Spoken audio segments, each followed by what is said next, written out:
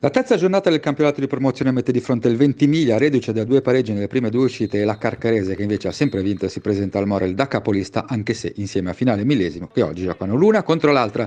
Gli ospiti iniziano subito forte, già al terzo minuto un tiro di Brignone viene deviato in angolo da Aderbach, e sul corner il numero uno di casa si ripete sul tentativo ancora di Brignone. La partita è bella e piacevole ed è la Carcarese a tenere il pallino del gioco, anche se i pericoli per la difesa di casa arrivano solo d'azione, da calcio d'angolo.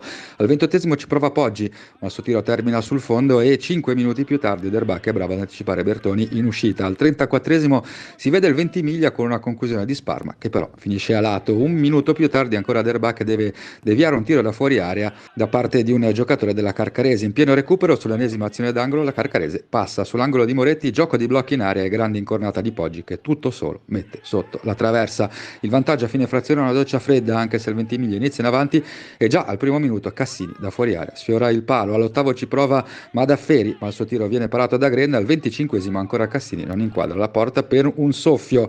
Le immagini di Franco Rebaudo ci portano però al 32esimo minuto, quando la Carcarese chiude il match ancora su azione d'angolo, ancora con Moretti dalla bandierina. Il suo tracciante viene allungato sul secondo palo, dove Cosichi in spaccata trova la deviazione vincente, che è anche quella che fissa il definitivo 2-0. La Carcarese ha meritato la vittoria, dimostrando di essere la squadra più accreditata per la vittoria finale per il Ventimiglia. Prima vittoria in stagione rimandata a domenica prossima.